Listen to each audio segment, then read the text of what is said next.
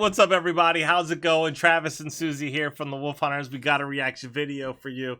We got this link right here. You can find that link in the description box below if you want to request your own personal reaction video. Today's video is brought to you by Brian. Brian bringing us The Crown's Endings, Amazing Harmony Shouldn't Exist by Charles Cornell. Brian says, "Hi, Travis and Susie. This is another fantastic video by our friend Charles Cornell. I'm sharing this with you as both a plug for the Netflix series The Crown, if you haven't seen it already, and to express my fascination with bagpipes.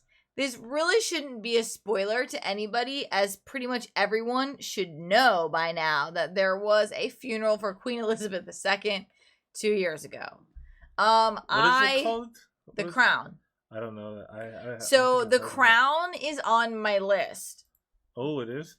But I have like... You do like that kings and queens. I love stuff like that. I like... That's right up her alley. Yeah, I like stuff like that. I really like documentaries. I like, you know, just time. I don't know. Anyway, I like stuff like that. But there's 40 million things on my list. So I try to knock them out, but we really don't have like tons of TV time. If I have to pay attention, it's like if it's something I don't have to pay attention to, really, I can watch it like while I do dishes or fold laundry. But like if I have to pay attention, then like it takes a lot longer. Anyway, but this is on my list. And I like this guy too, Chris. Yeah, we like the last one we did. Yeah, he's really smart and like super excited about life, and that makes me happy. So let's get into this. Before we do, hit the like button, subscribe. Thank you, Brian, for bringing us this. A few years ago, I started watching the Netflix series The Crown, and when it recently came to an end, I was particularly struck by the final scene because of something so interesting musically that I just had to talk about it. What do you do when you take an instrument that almost doesn't really even have harmony and create something beautiful out of it? Well, in The Crown, the instrument, of course, that we're dealing with is the bagpipes. And because of the natural limitations of the instrument, it presents some really unique challenges when it comes to writing a score. So let's check out the absolutely incredible way that the score navigates this problem and what it can teach us about modes. They've got me planning my funeral at the moment, just as a precaution, and I'm in the process of choosing the music and wondered if there was a tune for the pipes you thought might work. There is one I particularly like.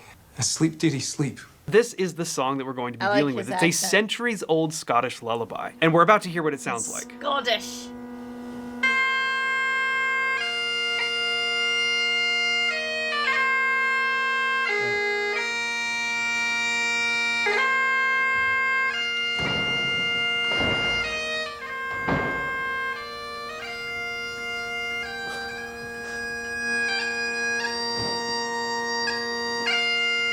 Wow.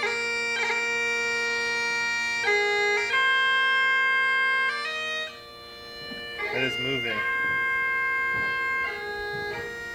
So, you can immediately hear what's going on harmonically here, or rather, you can't. And that's because of what the bagpipes are as an instrument. It's a reed instrument that uses it's a bag. I don't know if they call it a reservoir or exactly what they call it, but it's basically, you keep this air sac inflated, and you use that to kind of push air through the instrument, and you just continuously fill that reservoir. That's the way I understand it, and I'm far from a bagpipes expert. But one of the things that we hear with the bagpipes is a drone. Now, that's going on all the time underneath whatever you play, right? And this is the common, this is the sound of the bagpipes. Well, that's obviously going to create some limitations. It's going to stop us from being able to play any harmony that we want. And it's really going to significantly impact the choices that we make melodically and what we tend to feel that the implied harmony is. Now, I say implied harmony because, again, with the bagpipes, we're unable to play more than one note at a time. So for the duration of any melody, you are relying on the combination of the melody note plus the drone to maybe make some assumptions about what's going on with the harmony. Now, this particular Scottish lullaby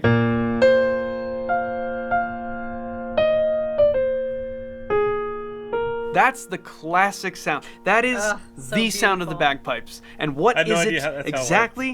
It is the Mixolydian scale. B flat, C, D, E flat, F, G. So far, this just sounds like a major scale, except we're gonna take that 7th degree of the scale and we're gonna drop it down a half step. So we're gonna have a flat 7 in B flat. That's A flat. And that is our scale. That's the scale. Now the bagpipes are actually limited. I love this guy. That scale plus 1 degree down. So we have a major 9th that we're working with here. So we've established that the bagpipes are limited to a Mixolydian scale, and it only has a major 9th to work with, from A flat up a full octave plus 1 whole step. That's all we have to work with, right?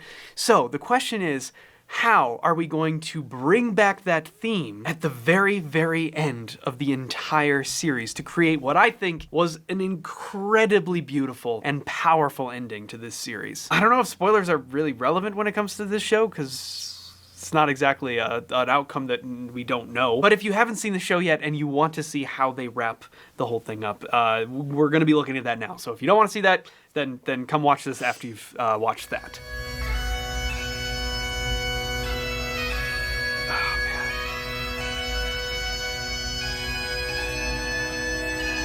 Goosebumps all over.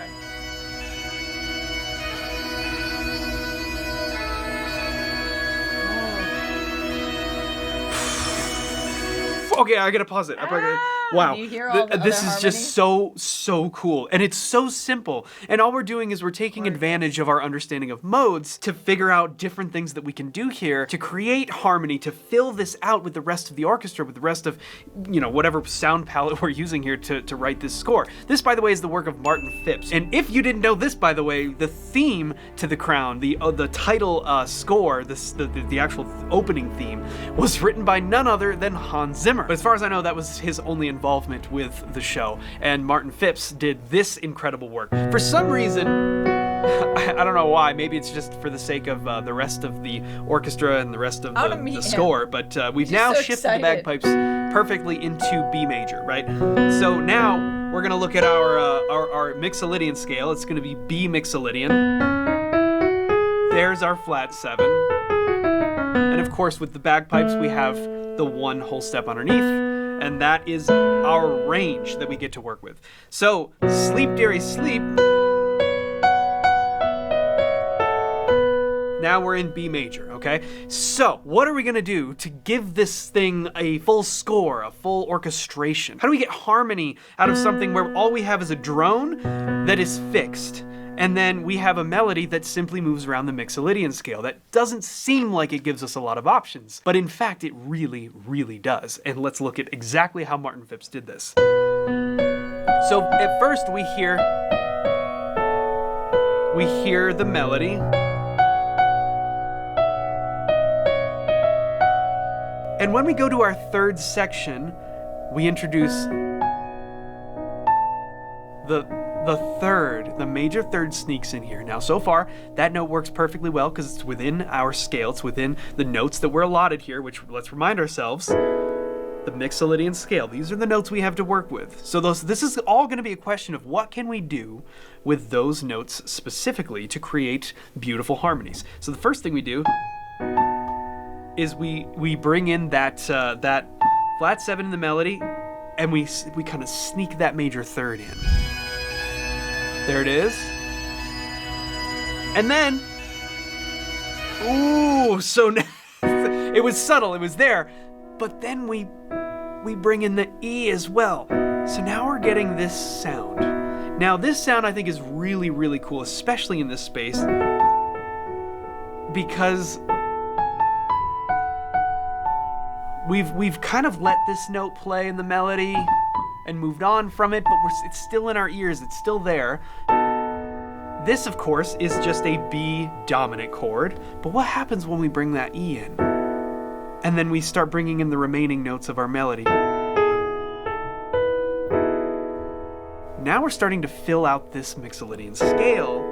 It's sort of like a drone of all of these notes that is morphing and slowly expanding. It's letting our ears kind of chew on this sound for a little bit, right? While not necessarily going anywhere. We still have our bagpipe drone. It's our fixed drone down there on B, right? And our melody's going on above this, but in the middle, we're gonna start filling in this scale, and we can kind of let notes become more accentuated. We can kind of let notes fall back into the mix a little bit. But this sound is just so beautiful. And that's how we start to kind of build this thing out beyond just that drone melody the same again, limitation that we experienced before. Let's listen again. Now I'm listening to it so differently. Oh, really? Oof. Then up to, there's our change. All the while, the rest of it is just filling in. Now, this is where, you want to talk about chills. Watch this.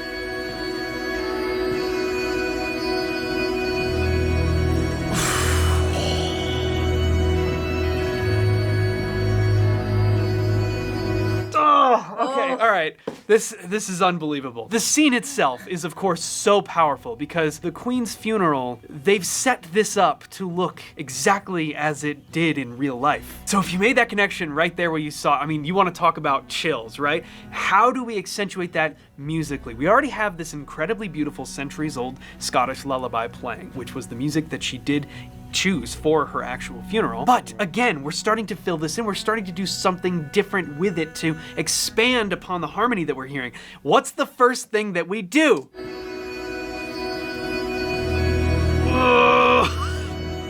All right, what is that note there? It's the 4. It's E, right? In B major. Now, why does this work? Because Mixolydian, if you remember, is the 5th mode of the major scale. So that would mean, if we're playing B Mixolydian, we can find out exactly what key signature we're using by saying, all right, well, if it's the 5th mode of the major scale, what is B the 5th of? I wish I was this smart. 4, 3, My 2, goodness. 1. E. Instead of so like, it the feels notes really between good. B Mixolydian and I don't know why. E major are exactly the same notes. Brian is We can smart. just drop But I appreciate That him telling E- me why it feels good. It works perfectly. It sounds beautiful. But we don't stop there. Listen to this. Oh, E, but then ooh, G sharp.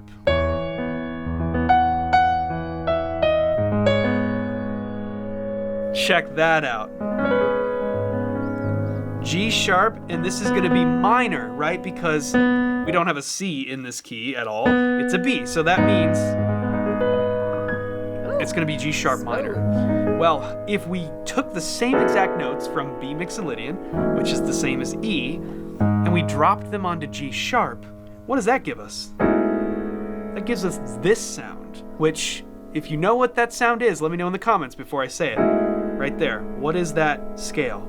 That's what we're going to be using. We're keeping the exact same notes as we move the bass note around, and it gives us this full, rich, harmonic development. It gives us an actual chord progression, while we know that the bagpipes are limited to a fixed drone and the single note melody. Now, we know that we're using that A because, obviously, as we said, the bagpipes are simply limited to that scale, but we get it in the melody. So we started here. We know that that's our drone from the bagpipes. That's our root note. Melody goes A. So those are the notes we're working with. It's G sharp Phrygian, which Phrygian, as we know, is the 3rd mode of the major scale, which again, if we say, well, what is G sharp the 3rd of? Brings us right back to that E. So we know we're still using the same notes, which are limited, of course, by the bagpipes themselves. So you can see what we're doing here. We're making a clever usage of modes in our understanding of the fact that we're working with one set of notes to say, well, okay, we might be limited there, but we can still move things around. And as long as we're using the notes that work with the bagpipes, like, we're good, because it all goes together. Oof. That was D sharp.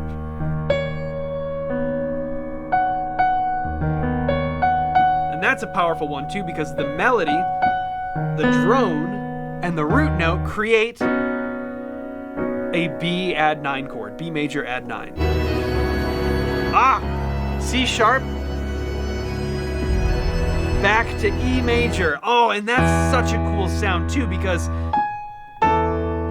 we're using our melody note is A there over E, with that all filling in, right? Our B mixolydian sound filling in. And then we're gonna keep going around. Oh, wow. There's our G sharp again, our D sharp again. So you can see what we're doing here. There's C sharp again, back to E. So we're gonna start going around, and now we're gonna develop it. That's, wow, yeah. Such a powerful scene. Her when she was younger. And now we're going around and around and around using this harmony that we've now established, and we're just continuing to let it grow. Let it grow, let it grow. Now we have some beautiful string lines coming in through here. Oof. Strings are really nice. There's our D sharp. Bagpipes become more pronounced again.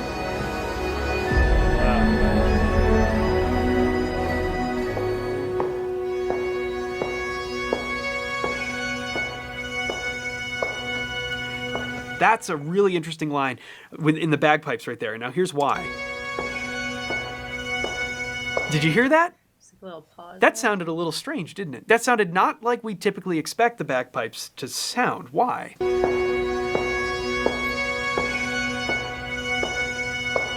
Right there. That's why.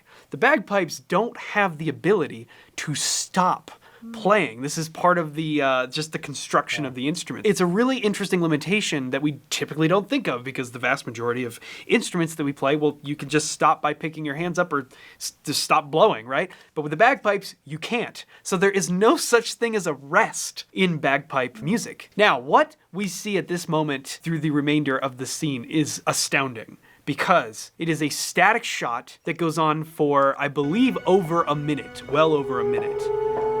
Right here, starting from, like, what was it, 222 or something like that. And it's just the Queen walking away as the music still plays around. We're still on this B drone.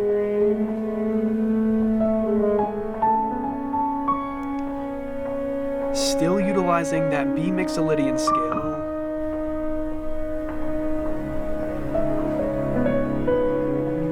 And we start to develop the lower strings.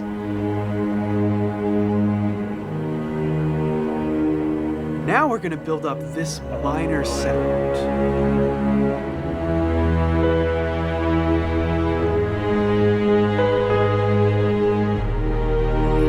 Oh, that's the first leaving B mixolydian we've heard this whole time, right there, as she walks through the door. Oh, you got the surround sound and the subwoofer and stuff. You feel it. And We're all crying at this part. There's not a dry eye in the building. And that's the end. Wow. You want to talk about a powerful ending driven very much by music, as we typically expect with things like this. But I could not get over how cool I thought the usage of the bagpipes was. With some understanding of how modes work, you can make some really powerful music out of not that many notes. I had to share this with you guys because I'm watching this scene, I was like, this is incredible. What an incredible way to take something like the bagpipes and work it into an absolute beauty of a score. But I want to know your thoughts about the bagpipes in the comments down below. If you haven't seen the series, it's absolutely fantastic. I know some people couldn't care less about the whole British royal thing, and that's fine. I thought it was a really well done series, and I thought the music was absolutely incredible. So wanted to share that with you guys, but let me know your thoughts on the bagpipes in the comments down below.